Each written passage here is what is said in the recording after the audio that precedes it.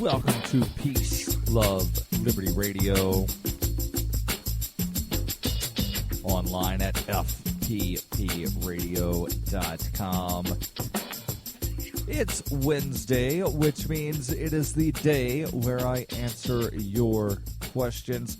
It is the Ask Me Anything. And I have a couple of interesting questions today. Two of them, actually three, although one is sort of a two-part question. So I will say two of the three questions that I have, or three of the four, depending on how you count, deal with child abuse. The first question says, should a 4-year-old boy be forced to undergo unnecessary cosmetic surgery? Now, what this question is actually asking about, without using the word circumcision, the person asking the question is basically asking my thoughts on the situation that's going on down in Florida, where there's a 4-year-old boy who, under some kind of weird court order, is being told, actually his mother is being told, that she must circumcise the 4-year-old child. So I've got some news stories about this. The stories are very recent. This has been going on for a while now, but I have recent stories that I do want to share. The first story comes from the Sun-Sentinel, which is a Palm Beach County newspaper. I'm not sure, what town in Palm Beach County it comes from. But the story, again, Sun-Sentinel, and I will post the link in the show notes for you, says, despite the threat of being jailed, a West Boynton mother hid her 4-year-old son in a domestic violence shelter, the latest twist in a widely reported court fight to stop the boy's planned circumcision. But Palm Beach County Circuit Judge Jeff Dana Gillen still signed a warrant for Heather Hieronymus, I'm guessing I'm pronouncing that right, Heather Hieronymus's arrest, refusing requests from her lawyer to first consider a mental health examination of the boy and appointing an independent guardian to speak on the child's behalf in court. The attorney, Thomas Hunker, said the child is scared to death of the procedure and doesn't want it. There have been no safeguards put in place to protect the child's psychological and emotional condition with regards to this surgery. Attorneys for the child's father, Dennis Nebus of Boca Raton, requested the crisis shelter's name and location during a brief hearing, and this hearing was yesterday, March the 10th. The father wanted the name and location of the shelter so the mother could be served with a court order for him to pick up his son. But the judge said he would not order the disclosure of the shelter's name. The mother and son sought refuge at the shelter in late February when it was her regular time to have custody of the boy. Nebus then was attempting to make arrangements for a Broward doctor to remove the child's foreskin. The warrant authorizes law enforcement to take Hieronymus into custody on the grounds that she failed to appear before the court on Tuesday. Such warrants typically require apprehended individuals to be brought before a judge within 24 hours. One of the lawyers, I believe this is her lawyer, yes, her lawyer, Thomas Hunker, said she doesn't believe she should be incarcerated for protecting her child. Last Friday, the judge declared the mom in contempt of court for violating an order enforcing a 2012 parenting plan, which makes the dad responsible for arranging the circumcision. The mother and father did not marry either before or after the boy was born on October 31st, 2010. After Nebus testified Friday that he can't find his son, the judge ordered the mother to appear in court with the child by 2 p.m. on Tuesday. The attorney for Nebus, May L. Kane, said after learning that the mother remained at the shelter. I was hoping the mother was going to be here. The judge replied, I was too, obviously. Last week, the judge called it reprehensible for the mother to spirit away the boy. The judge on Friday said, I will allow her to avoid incarceration or get out of jail if she signs the consent to the procedure. The judge found the mom had willfully violated the plan she signed when the boy was 1. The judge also said that the mother has committed a direct contemptuous violation of court orders by continuing to team with circumcision opposition groups called intactivists that have plastered the child's photo and name all over the internet. After a state appellate court in December held the judge's earlier ruling enforcing the parenting plan, the judge instructed the mother and the father to protect the child from any exploitation. So I'm not sure how the parents are supposed to make sure that things don't circulate on the internet. I don't know if this judge understands how the internet works. But it's kind of hard to keep something from being shared on the internet. The story here from the Sun-Sentinel continues. The judge has ordered that the media not release the name or photo of the child, and the Sun-Sentinel has filed a motion seeking to vacate the order. A hearing on the matter is scheduled before this judge today, so there's another hearing on this today.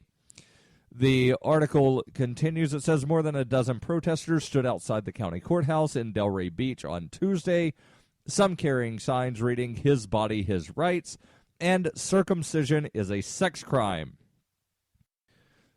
So the question here, and let me actually continue just a little bit. The story continues. It says that neither the mother nor the father is Jewish, but the dad testified last year that he thinks circumcision is just the normal thing to do, and he decided late in 2013 to press for it after noticing his son urinating on his leg. The father says the boy has a condition called phimosis, which prevents retraction of the foreskin, but the mother has said that there is no such diagnosis.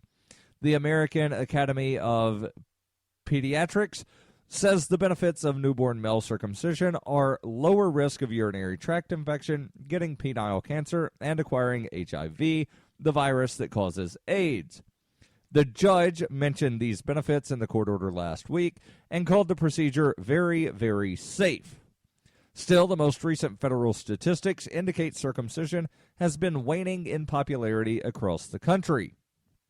And, of course, circumcision, for the most part, is practiced by people that are Jewish and a lot of people that are Christian that want to, in some way, follow some of the Jewish customs. Of course, they don't want to follow all of them because, who doesn't enjoy alcohol and caffeine and growing multiple crops and polyester clothing?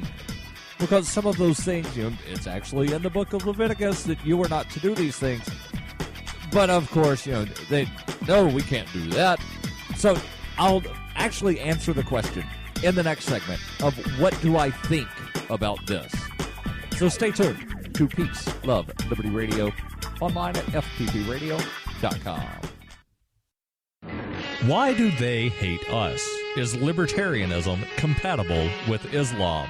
Davi Barker answers these questions and more in Voluntary Islam and Other Essays. He advances the voluntarist cause with analysis of the confluence of values between Islam and libertarianism, as well as contemporary movements from the Tea Party to the Arab Spring.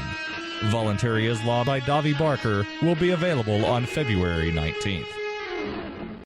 Bitcoin Not Bombs is a launching pad for nonprofits and social entrepreneurs into the financial freedom of the Bitcoin economy. Bitcoin Not Bombs offers premium publicity campaigns designed to facilitate an organization's adoption of Bitcoin as a payment system. Bitcoin Not Bombs is fully committed to being the hub of the nonprofit sector of the Bitcoin economy, maximizing the potential cross-promotion of all our clients and commercial partners. To learn more, visit bitcoinnotbombs.com. You can support FPP Radio by shopping online. Whether you're looking for t-shirts, precious metals, bitcoins, or books, you'll find that and more at shop.fppradio.com. There's an Amazon shopping iframe built into the website, or you can shop directly from FPP with Bitcoin in the Bitcoin store. Every purchase you make from one of my affiliates at shop.fppradio.com helps fund FPP Radio. That's shop.fppradio.com. Welcome back to Peace, Love, Liberty Radio. Online at fppradio.com. So I will continue with my thoughts on the situation down in Florida, and I will answer the question, should a 4-year-old boy be forced to undergo unnecessary cosmetic surgery? But first, I want to make sure that I tell you about Roberts and Roberts Brokerage. For over 35 years, Roberts and Roberts Brokerage has been a trusted source for buying and selling your investment-grade precious metals. They also take Bitcoin for precious metals purchases and have permanently removed the minimum purchase amount for all orders paid in the digital currency. Call Roberts and Roberts Brokerage today for knowledgeable advice on investing and a forward-thinking approach to new technologies. 850-478-5270 or visit them online at rrbi.co. That's rrbi.co. So before I give you my answer to the question about whether or not a 4-year-old should have unnecessary cosmetic surgery, there's an article from Reason.com that I want to make sure that I share with you, because they give some insight into this that you're not really getting from the mainstream media. Because the mainstream media just wants to tell you, the mother is being threatened with arrest for not having the child circumcised. But they're not telling you what led up to the judge issuing that ruling, what led up to her missing a court date. So the story from Reason.com says, can the state of Florida force a mother to have her 4-year-old son circumcised? It seems so. Last Friday, a Palm Beach County judge told Heather Hieronymus to get the boy the circumcision or be jailed. The mother refused, hiding out with the son in a domestic violence shelter. When they failed to appear at a scheduled court appearance on Tuesday, the judge signed a warrant for the mother's arrest. What is the state's interest in this boy's foreskin? The mother and the boy's father, Dennis Nebus, were never married, but share custody of their son. In 2012, when the child was probably 1.5 to 2 years old, the parents signed a parenting plan which specified that the boy would be circumcised and that the father would make the arrangements. But the mother later backed out of this part of the plan, and the father took her to court. The judge's initial ruling found that the mother willfully violated the parenting plan by refusing to sign the consent form for the circumcision, which he ordered her to do. A state appellate court upheld the ruling in December. This past Friday, the judge declared the mother in contempt of court for continuing to violate the order. The judge says, I will allow her to avoid incarceration or get out of jail if she signs the consent for the procedure. The parenting plan that the mother and father agreed to was a formal contract approved by the court, which makes the mother legally bound to follow it. On the other hand, that seems fair, or rather, on the one hand, that seems fair. This whole kerfuffle is simply a contract issue. Although, as a friend, that being a friend of the author of this story, not one of my friends, although a friend commented on Facebook, it probably unavoidably implicates the question whether we want legally enforceable contracts to cut children's genitals. Under Florida law, parents must draft a parenting plan in all cases involving time sharing with minor children, even when time sharing is not in dispute. But the plan goes quite beyond time sharing concerns, requiring parents to seek state approval on everything from who will be responsible for any and all forms of health care and school-related matters to the methods and technologies that the parents will use to communicate with children. Perhaps the better question is why we want mandatory, legally enforceable contracts for these matters. According to the Sun Sentinel, neither of the parents' position on circumcision comes from religion. The father told the court last year that circumcision is just the normal thing to do, but he did not start pressing the mother about the procedure until 2013, when the boy began peeing on his leg. The father says his son has phimosis, which prevents retraction of the foreskin. The mother says that there has not been such a diagnosis. In an emergency motion filed last week, the mother's lawyer wrote that the 4-year-old is aware of what is happening and is terrified by the procedure. The motion asked that a mental health professional evaluate the boy and that an independent guardian be appointed to represent the boy's interest in court. So, to answer the question that was asked as part of the AMA, should a 4-year-old boy be forced to undergo unnecessary cosmetic surgery? I must answer this with a big, huge, giant no.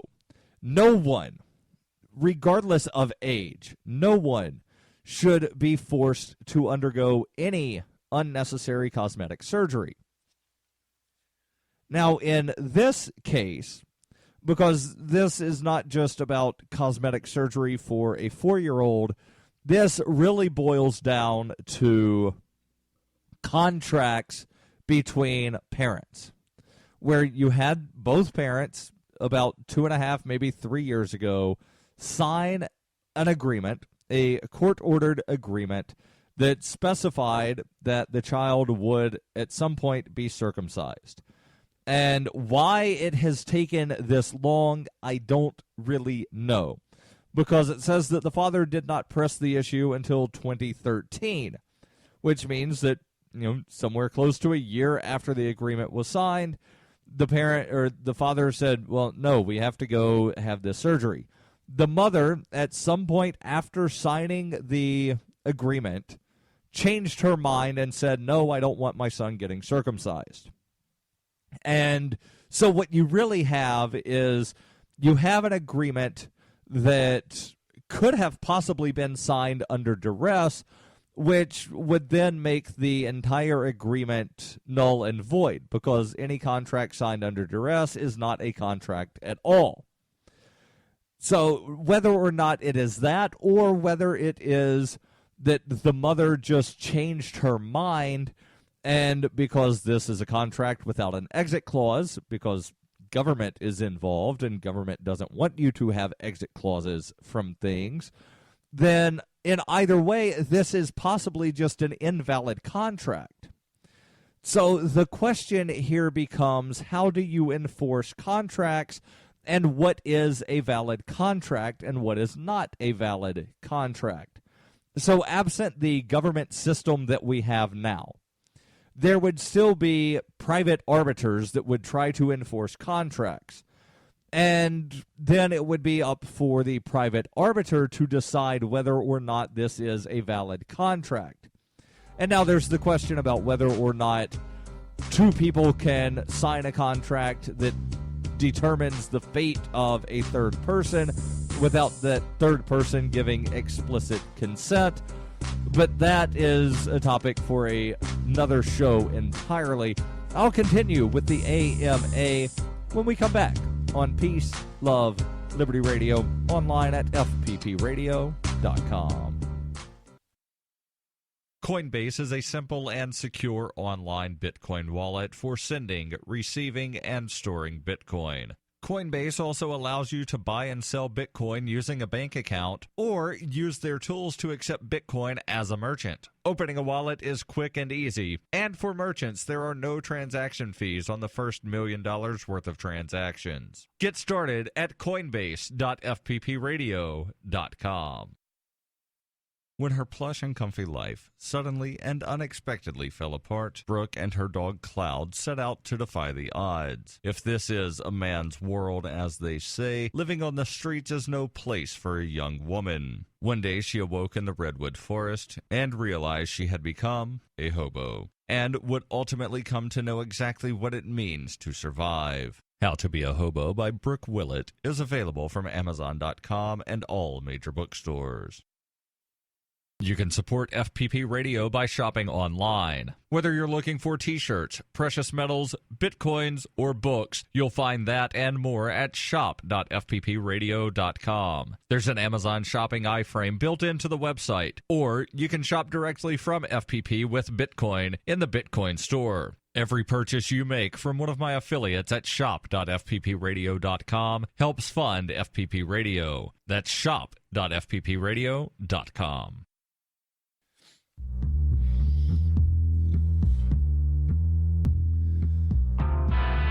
Welcome back to Peace, Love, Liberty Radio. Online at fppradio.com.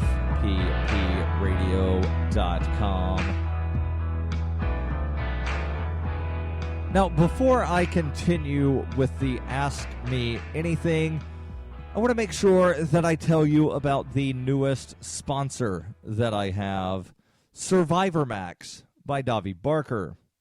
In the book, it's actually a trilogy. Davi is working on the third book right now. The second book will be coming out sometime shortly. But in Survivor Max by Davi Barker, an 11-year-old boy named Max must survive the zombie apocalypse alone in New Hampshire. Slow-moving and non-thinking, the lame brains swarm his home searching for living flesh. Max must apply his Porcupine Freedom Scouts training to plan his escape, but first, he must prove that he's too smart to die. Look for Survivor Max on Facebook and Amazon.com, or read the first chapter for free at survivormax.com. That's survivormax.com. So the next question that I have also in some way deals with child abuse, which is arguably what circumcision is, because you are doing an unnecessary procedure to a child, and it is arguable that circumcision is a form of child abuse. So the next question is, would it be considered child abuse to give a child food that you know will make the child nauseous, even if it is a food that the child loves the taste of? So this really boils down to teaching your child. So, for instance, if the child really loves the taste of, let's just say, jalapeno peppers, but you know that the child is going to get sick from eating a jalapeno pepper, do you give the child the jalapeno pepper? And if you do, is that child abuse? Now, I don't know because child abuse, it's one of those terms, it's a loaded term. Because most people think of child abuse in the current state of things to where a child can be removed from a parent if the parent abuses the child. And there are some things that, it's definitely bad parenting to give a child a food that you know will make the child sick, but is that something that would necessarily warrant the child being taken from the parent by force? And I would say most likely not.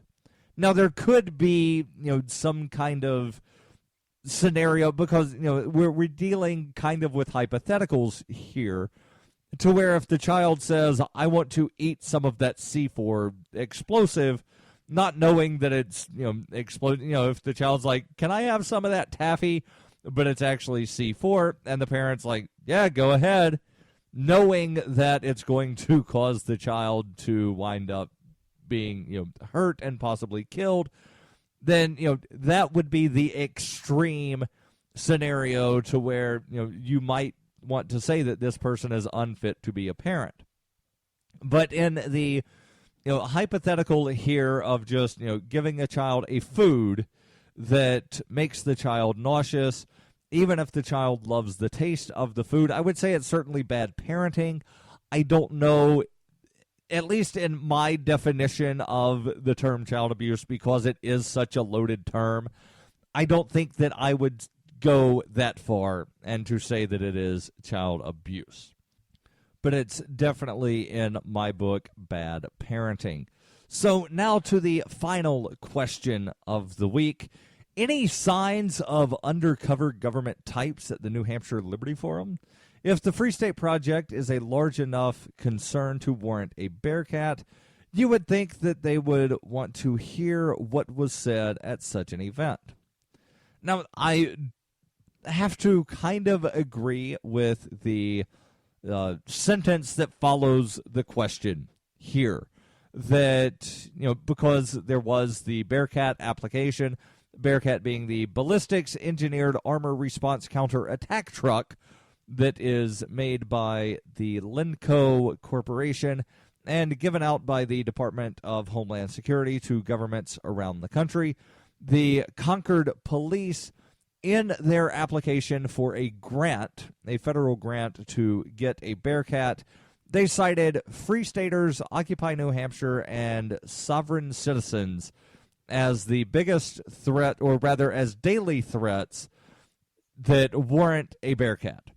And, I believe that they were just basically, pulling things out of their butt. And I requested through a FOIA request all documents that they had that showed that Free Staters and Occupy New Hampshire and Sovereign Citizens were a threat.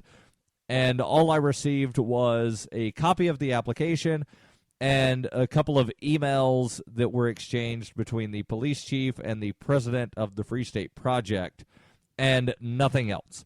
So they made this claim with absolutely no evidence.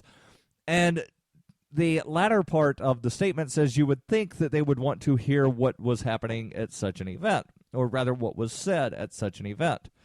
And they could certainly hear it without ever attending, because most of the speeches were filmed, and most of the people that go to the Free State Project events, they type about it on Facebook. So all you really have to do is just look at Facebook to see what was happening. Now, to answer the question of any sign of government agents at the Liberty Forum, I was vending most of the time, and I did not have any interaction with anybody that I thought explicitly, wow, that person is some kind of undercover agent. Now, I did have a couple of conversations with somebody that I thought at the end of the conversation, wow, that person doesn't understand libertarianism at all. But that's totally different than, that person must be a Fed. Now, there was a situation that happened, I believe, Saturday, to where, there were some people that showed up to the Liberty Forum very intoxicated and allegedly were asking people, do you work for the state? And the organizers asked them to leave the hotel. They left the hotel. And later they wound up posting, the two drunken individuals wound up posting, oh, well, we were just trying to joke around with people by asking if they were government agents. And we thought that Liberty Forum was just a go get drunk, have fun event, kind of like Porkfest.